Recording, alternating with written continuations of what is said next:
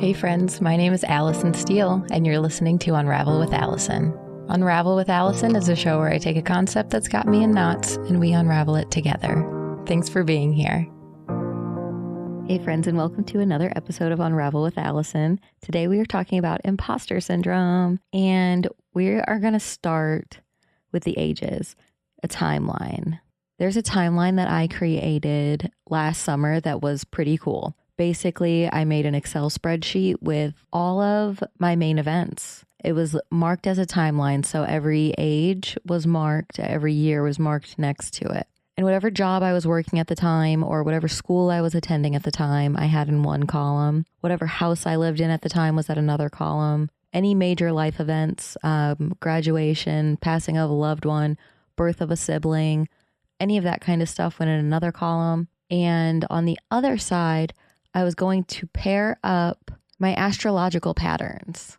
So like each planet would have a column and it would have a color that correlates to a sign. And I never got that far with it. But I started noticing everything that could be considered a timeline. So like the dark ages, that's a window. And I like to look at my timelines or my previous lives as these windows. So like there was a time when I was like a very lazy punk. I wore band tees and sweatpants and didn't do much of anything, but was playful and curious about everything. I'm now a mom with kids, but 10 years ago I was married to a woman. But you can even break it down by car. My first car was a Saturn. That was the Saturn era. And then when I got the Mazda, that was a step up in life. That's the Mazda era. My favorite car was the CR-V.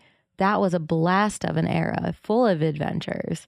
And now I'm in the minivan era. Those are easier markers than years or ages for me because the numbers don't make sense. It's the feeling that's attached to it where I can place the sense. Because when I was 10, I wanted to be 20 and I felt like I was 15. And at 31, I feel 5 and 85 often the same day.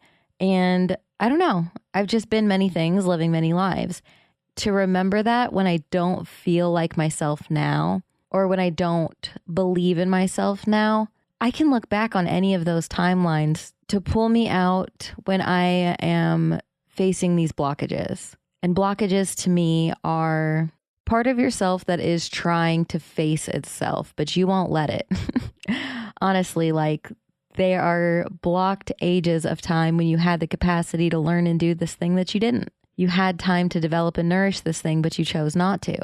So now that it's still ready to be nourished and developed, waiting to become something worthwhile, it persists in that matter, but it feels big and scary, like towering. But they're just little blocks and you're just playing Jenga. So to break free of these block ages, our blockages, act your age. And that doesn't mean I have to act like what I think a 31-year-old acts like. But what's my age? Am I in the dark ages? Am I in the mom ages? Am I in the minivan era? Where am I? And act accordingly. Because when I'm facing imposter syndrome, I'm being a bad actor.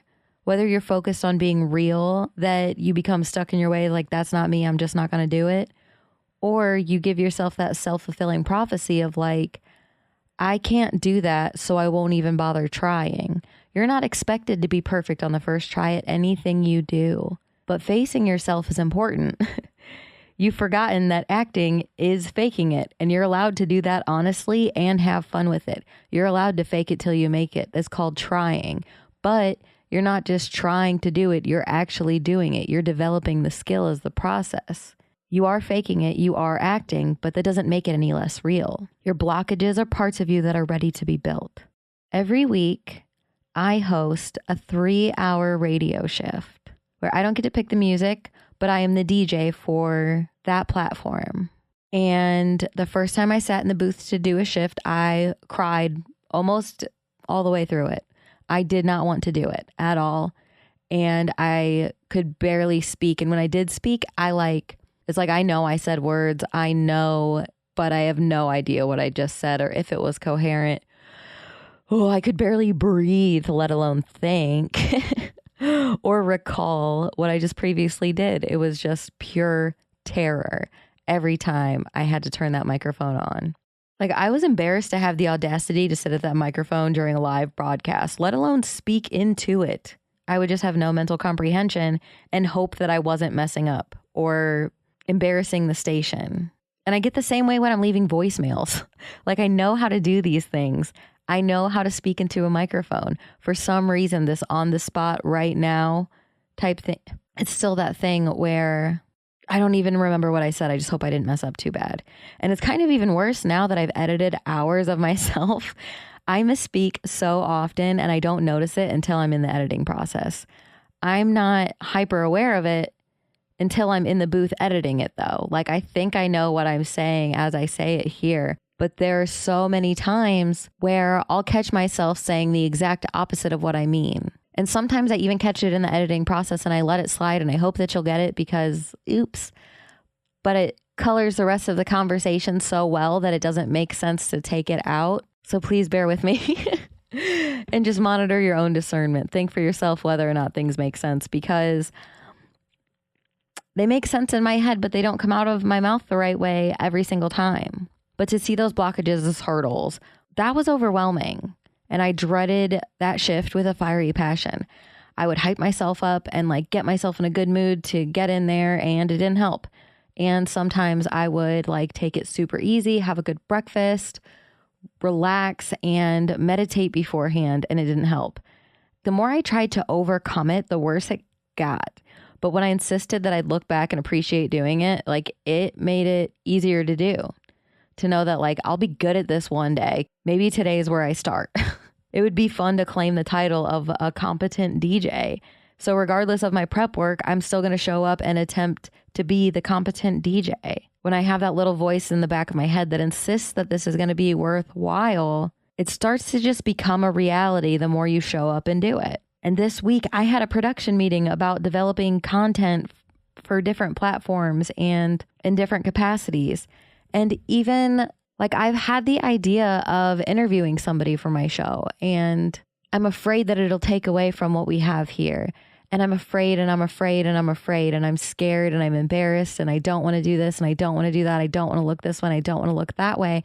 So I keep telling myself that I'm not ready to turn this into that. And I sat down to do this episode in a studio at my school. And Justin walked in and we were having a conversation about this content. And I'm like, do you want to hop on? Do you want to just get on a microphone and play around with this? It doesn't have to go anywhere, but let's see what it looks like if we just try it. And we just tried it and we had fun. And I'm going to share that conversation with you.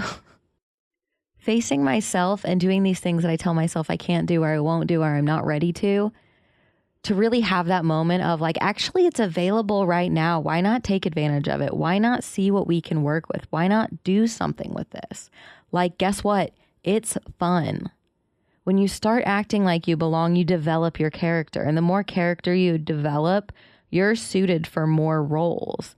Like right now, we just see the blocks waiting to be built. But once that tower is built, once you have structural integrity, once you have mastered skills that prove your worth, that you know you have inherently anyway, you just have this new thing to back it up, people will see what you're capable of. People will see what you've produced, and they will reach out to you. They will want you to be part of it.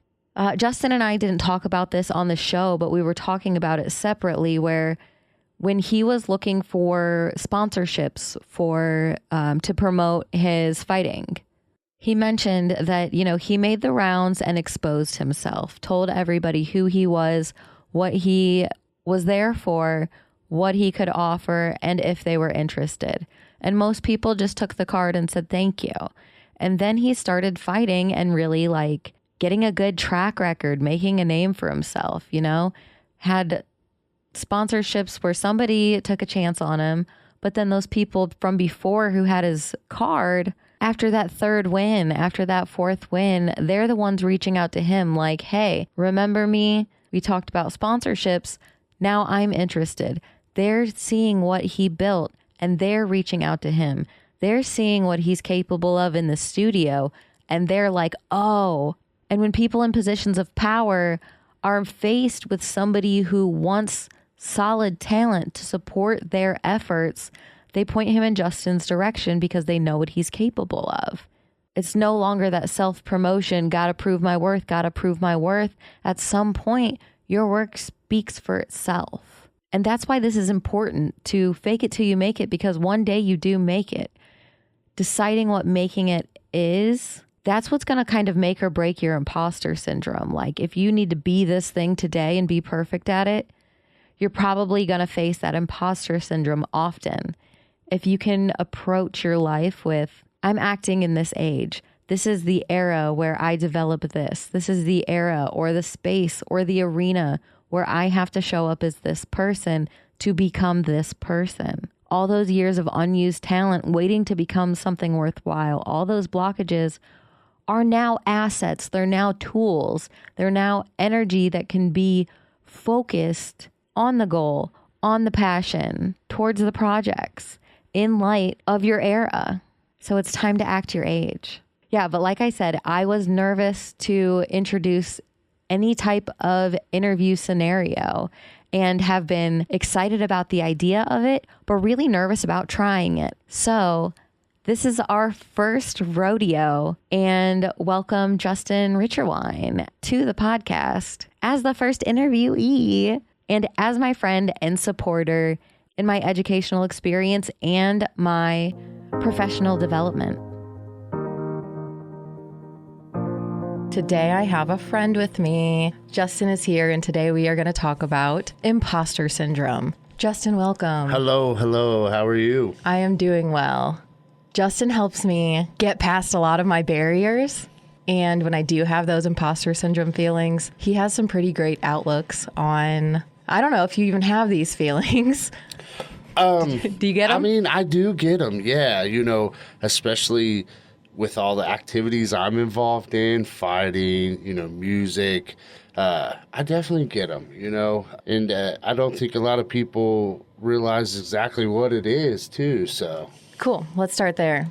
So imposter syndrome is the persistent inability to believe that one's success is derived or has been legitimately achieved as a result of one's own effort or skills.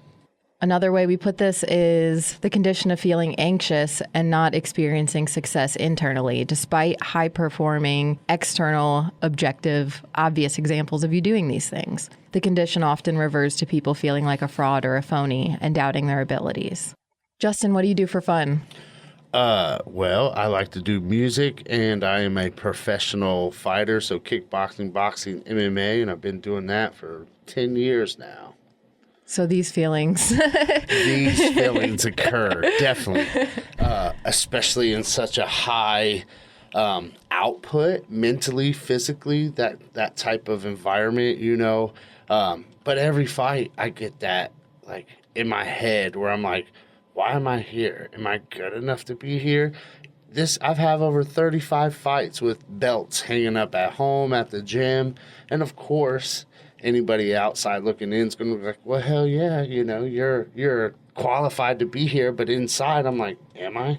Have I done enough? Did I train hard enough? Am I really ready to do this? So it's always one of those things that creeps up. And I tell up-and-coming fighters, like, that's the hardest thing to get over, is like believing in yourself, knowing that you did what you needed to do to be where you're at. How do you break through those barriers? Like when you're in the moment, how do you face it? Honestly, when you're in that moment, you have to like repeat or affirm that you are there for a reason. Like you are supposed to be there. You are, good enough, or you have the skills good enough to be where you're at. And like you got to literally tell yourself, like whether you got to say that out loud or you have to say that inside your head, thinking to yourself, you have to tell yourself that. Does that show up for you with music also? It does show up with music because it's really tough in the music industry because most people have like a particular genre. So, I do R&B or I do hip hop or I sing country my whole life, grew up with that. And then, being an engineer, you have to be able to deal with all kinds of different genres. So somebody comes in and you're like, ooh, I ain't really done that style very well. But it still goes back to knowledge. Like, okay, everything gets set up the same way. Everything has to be in rhythm. Everything has to be tuned right. So it doesn't really matter what type of genre it is. It's still you still have a list of things you have to go through to get that recording to sound tip top. Have you been in a position where that imposter syndrome got the best of you? No. And part of that is I was in the military for 10 years. So, of course, extensive training. And then, doing this music stuff, I've been doing it for 25 years. And I'm pretty, I don't want to say I have some mental toughness where I'm like, I'm not going to let myself fail. Nothing's going to get the best of me. I'm going to persevere through it. It may be painful. It may be uncomfortable, but thrive. And one thing in the military I always learned is you got to be able to thrive in uncomfortable situations. So in order to do that, you have to be in uncomfortable situations. And those situations always kind of define who we are at the end of the day. In my last episode, I talked a little bit about the relationship that I personally have between discipline and punishment. Mm-hmm. And how they kind of feel the same way growing up, And now, like, as an adult, I can differentiate the two and see that discipline isn't punishment and try to look at it in that different way of, like, it's building who I am. And it's important to do that repetitively, but it's not easy. Mm-mm. And that's the part where it's like, where you have to face it every day. You have to be uncomfortable for a while to get through it and get over it, but not just get beyond it, but to develop yourself while you're doing it. Yeah. And that goes with all basic human skills, For instance, you look at in kindergarten, you start to learn how to tie your shoes, right? But are you good at it at first? No, you get discouraged. You get, unbothered by it sometimes. And then you get bothered, like, I'm not doing that, And then once you get it down, you're like, okay, it's not as bad. And that's where we start. Even the tiniest thing like that helps you get past these syndromes where you don't think you should be where you're supposed to be or doing what you're supposed to be doing. Simple things like that where it's a basic human thing. We gotta know how to tie our shoes. Well, we weren't born knowing how to, make the bunny ears and loop it around and put it through. So it's something that has to also be, practice skills as well. Yeah, I love that you use the kindergarten example too. My daughter right now is learning how to ride a bike. Okay. And she's very adamant about it. And she's the one pushing the progress. Like, I want to go outside and try to ride my bike today. Mm-hmm. And she's back and forth on the balance. And, it just gets into that, like, when you're older, like now we can say it's just like riding a bike. And we know that means we got it. Mm-hmm. And you can pick it back up again and do it anytime because that's so ingrained in our system that we know what we're about. Yeah. And it's fun to see her learning in that way and developing that because one day she's going to be in that circle where you can say it's just like riding a bike and know what that means, know what that feels like. But she's in those early stages of like getting back up, doing it over, getting back up, doing it over, slamming it down, walking away for 5 minutes, coming back and doing it 10 more times. Yeah. She's in that trial and error. Yeah. Trial and error right now.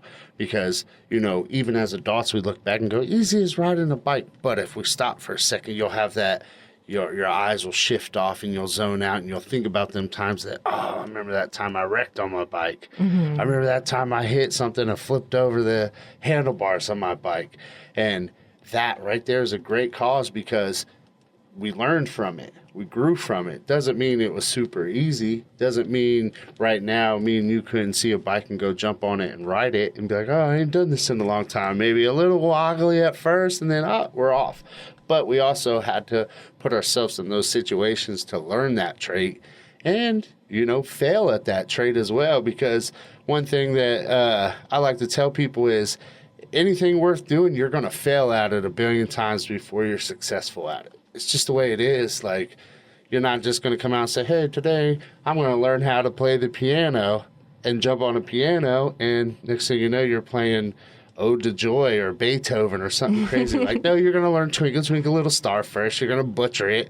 And then you're going to get to a point where you're absolutely phenomenal at that. And it's time to move on to the next level. Mm-hmm. Do you associate the feeling of learning something new with feeling like you're 5 years old? I don't really. I can't say no. I can't say yes. I can't give a definitive answer on that because everything's different. If I'm learning, something that may be like, hey, learn how to, eat with chopsticks, or okay, maybe I should have learned this at a younger age. But as an adult, given the experiences in life, I'm like, well, let's do it. That's something I want to achieve. Let me do it, and then that takes the pressure off me, because once I have something in my mind like I want to learn, I really am going to try to at least learn the basics and be like, all right, I ain't got the pressure on myself no more to learn it. Now I got to master it and perfect it. I've had like years where I was not active or inspired or really like pushing towards anything, having goals other than like going to work, coming home, doing that stuff. And you know what I mean? Just kind of in a loop. The cycle. Yeah. And I stayed there for way longer than I think anybody should. But do you find yourself in those positions where you're just going through the motions, uninspired? And if so, what pulls you out of that? Absolutely. Like I said, I fought forever, and there's just times where, like, especially after a big fight, I'm just like, I'm not doing this for a month, and I won't train. I won't even look at my gym bag. Like, I do not care. And that's just the passion. The passion comes and it goes. And it's just one of those things where even with the music industry, people are like, I do this song. And then sometimes I'm just like, I ain't made nothing in a week. And, prioritizing time management is part of it, but motivation is too, because like if you do the same thing every day, even though it's different songs or different techniques, it still becomes a thing where it's like you're listening to music, you're counting measures, you're, keeping things on track. And sometimes you're just like, let me clear my brain for this, because I found that when I come back to it, it's actually more motivated, a little bit stronger. And in between that, I might have picked up a new technique that I'm like, hey, let me get motivated to attempt this technique. And then that gives me a little bit more courage and more inspiration.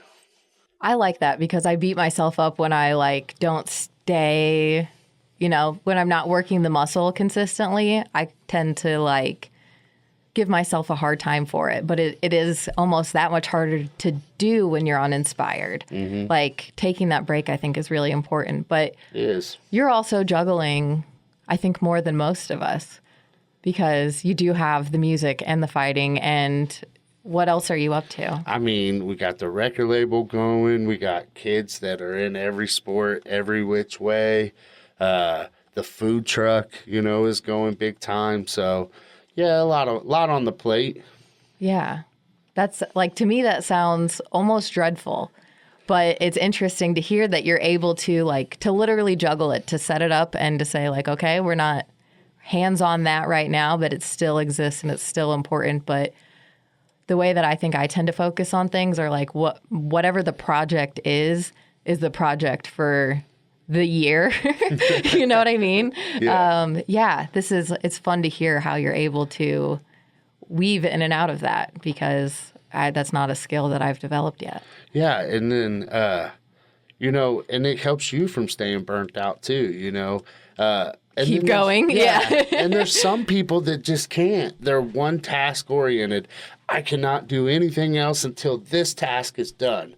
And I'm like, they're successful too. That's a success. Everybody has their own way of doing it. Some people are like, I'm going to juggle 15 things at one time. I have a running joke that says, I can only do 12 things at one time, and that's 13. So you're going to have to give me a second. So, and they just look at me like, what? And I'm like, yeah, I can only do 12 at one time right now. Yeah, you're maxing out. Yeah, I'm maxed out right now. Do you feel like you hit that burnout wall often? I try not to. Mm-hmm. And, I try to see when I'm coming up on that wall and kind of pump the brakes a little bit, between anything, especially in music, mastering or mixing songs. It's really ideal not to try to do it all in one setting. You're going to, Your ears are going to start hearing things differently. You're going to get tone deaf to certain things.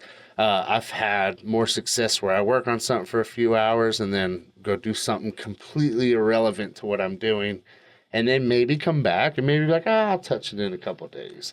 And that way I'm always coming back fresh and attacking it and looking at what I did before and go, how can I make that better now? So if I can make little steps better each time, at the end, I'm going to have a great result. I love that, because it's just like coloring it in as you go. Like, you know what it needs to look like, right? You know what it needs to feel like, but it's just like, not that shade. You know what I mean? And when you can't find your color, just step away. And... yeah, not fire engine red, more of like a burgundy. There you go. I like to think of the imposter syndrome as being like a bad actor. You know what I mean? If you're acting anyway, you're showing up for this. The way that I've been able to get over it in myself is like, okay, I'm already acting like this is real, like this is the situation and that I'm not here for it. And this is playing out in that way. Mm-hmm. You know what I mean? Where it's like, whatever I think about the situation is kind of how it presents itself to me. Yeah. And pretty much like in any day, any given spot that you're in, whatever you're doing, however you choose to look at it is how you're going to feel about it. Yeah. So I've just started, calling myself a bad actor when I'm like, oh, I don't deserve to be here. It's like, well, it's in your script. It was in, it's where you're supposed to be today. This is what you're supposed to be doing. Is this really how you want to color it? You're here. Yeah, right? Exactly. I mean, one thing that's always kind of stuck in my mind is I was told things have already happened. You just got to go experience it. And I'm like, okay, I get it. Like, you're already there. You're already where you need to be. Now it's an experience. It's like everything's already in motion. Everything's already going on the path it's going. So now you're just here to experience it. I love that. Okay. I like to say we're rendering our history in real time. Yeah. Because it's like it's already set up exactly where it is. So the only thing we're making now is history. So what do we want that to look like? Exactly. Yeah. Oh, that's awesome. Cool. Do you have any takeaways? Anything you want to, I guess, send-offs? How do you want to send people off? Listen, if you've done things positive, negative, and you're in a position where you feel like you shouldn't be, stop, pause, take a look around and go, should I be here? Were my actions leading me here?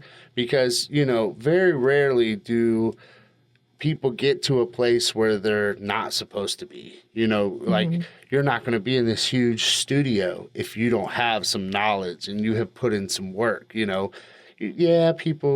they're here because they know a certain somebody, but really that's few and far between. Hard work, dedication will get you where you need to be. So if you're somewhere with an opportunity you don't feel like you deserve, then guess what? Go in there and prove that you do deserve it. That's up to you. That's the deciding factor. Whether you feel like you deserve it or not, well, I'm here. I'm going to prove that I deserve it. And that's a little challenge within yourself. I always tell people, challenge yourself. And sometimes I have to hold back on that because I'll set like a challenge of myself. Like, I'm going to get this done today. When I'm like, realistically, I'm not going to get this done today. So I'm not going to put that added pressure to myself. But if I'm here, let's make the best of it then. Well, be a good actor. Right? Yeah. Act like you deserve to be here. Yeah.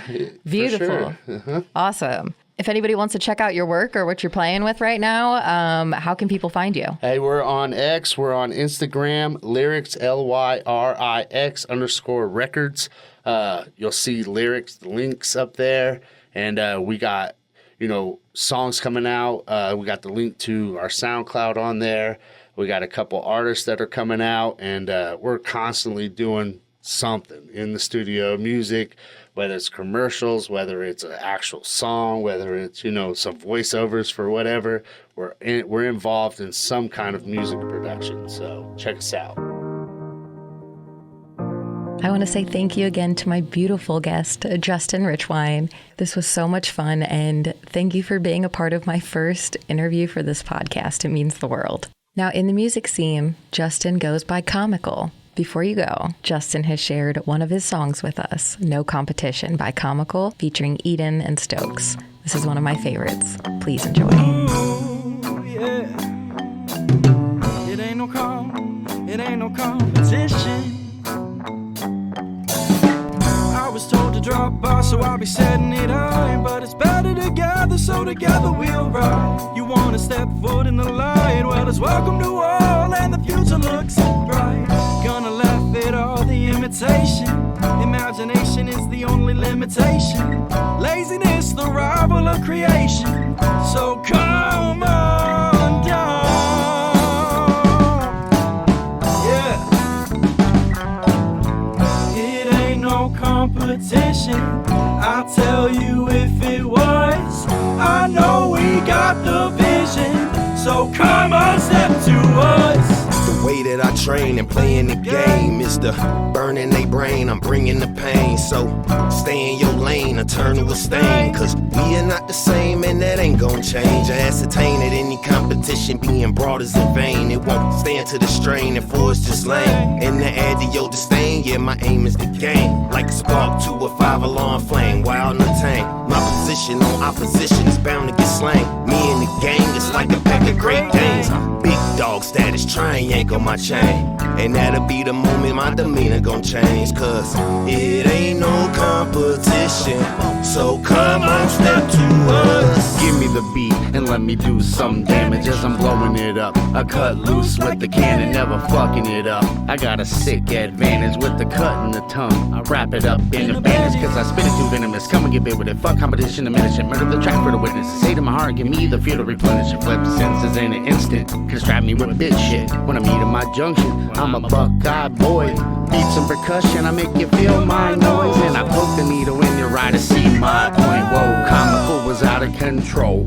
Put a square peg in a round hole. Reverse psychology on my street skull to make it feel slow. And I'm rough around the edges, but I'm still gonna motherfucking roll. This ain't no competition. I'll tell you if it would. Ain't no competition, ain't no competition. Step into a suicide mission. Ain't no competition, ain't no competition. Step into a suicide mission. Ain't no competition, ain't no competition. Step into a suicide mission. Ain't no competition, ain't no competition. Step into a suicide mission. Ain't no competition, ain't no competition. Step into a suicide mission. Ain't no competition, ain't no competition. Step into a suicide mission. Ain't no competition, boy. It's a suicide mission, boy. Ain't no competition. Ain't no competition, ain't no competition. It ain't no competition. I'll tell you if it was. Thanks for listening to another episode of Unravel with Allison. We've got all the social networks up and running. Feel free to reach out, follow, subscribe, keep in touch, and stay up to date on new episodes. Thank you for being here, and I will catch you next week.